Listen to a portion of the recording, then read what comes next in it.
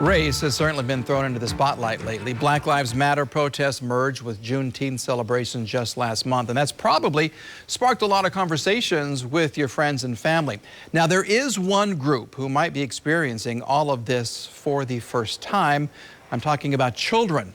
Tonight, 2 Works for You's Travis Guillory starts a 2-part conversation with a diverse group of parents about how to talk to your kids about race.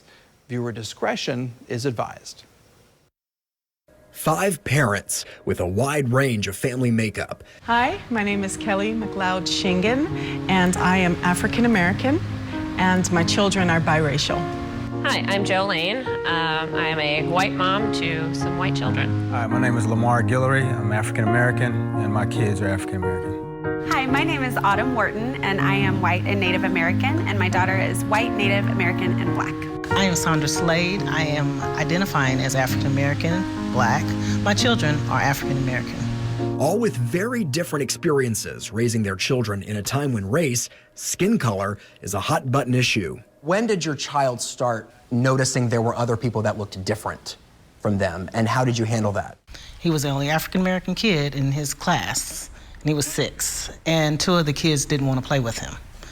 So we had to have the conversation of why you're different, why they may see you as different, why you should love everybody and still respect everybody. Very similar experience for my daughter. She was in pre-K, so she was 4, and a boy had come up to her and said he didn't want to play with her because her skin was brown, and so that really didn't afford me the opportunity to share it with her in a way that I wanted to. It really helped us force the conversation at that point because she had a lot of questions and she didn't quite understand. They notice the difference in colors. They're noticing differences, male and female. Leonard Shepard is a professional therapist. And it's normal for them to want to be with groups that they find are like them at those ages. I felt it was really important to start having conversations about differences in skin color when she was as early as 2 or 3, because I knew she would go to school with kids that didn't look like her. Should parents initiate those kinds of conversations, or should they wait and see how their child deals with it and if they come to them with it? What are your thoughts on that?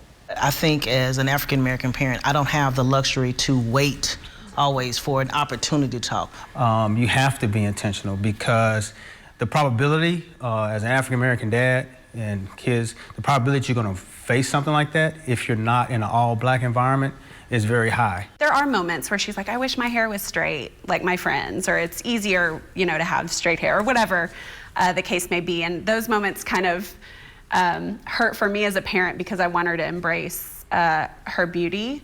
But I think it's important to have a mix of intentionality and letting them come to you. It is very important for parents to prepare the child before they are faced with a traumatic situation where they have to come questioning, if they would come questioning at all.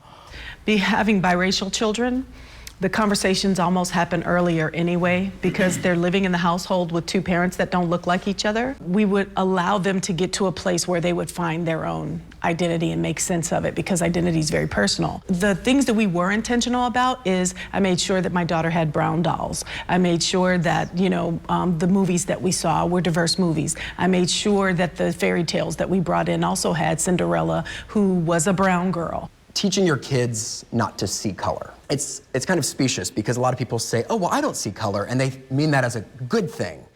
Is that a good thing, to not see color, and why would you want to see color?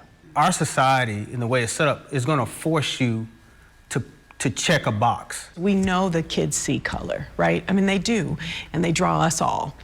I'm always brown. Right? They never draw me white, they never draw me pink, they never draw me orange. They draw me as a brown person, right? To say to a child, well, I don't see color, and so then you raise up a child that will interact with other individuals on the premise that I don't see you.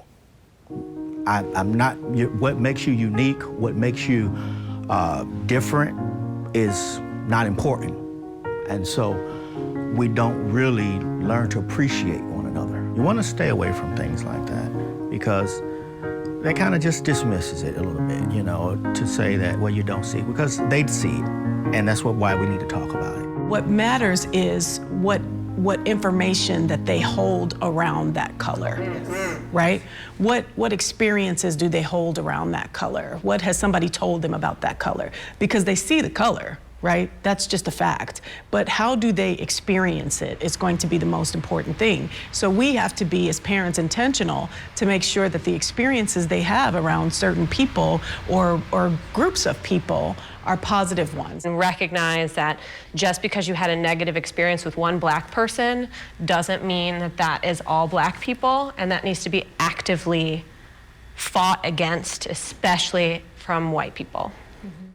Tomorrow morning on 2 Works For You Today, the conversation gets a little heavier. Watch to find out what happens whenever a white 6-year-old says that she only wants a white baby because she thinks white skin is prettier. See the parents' reaction tomorrow morning as we work to become Oklahoma together. I'm Travis Guillory, 2 Works For You.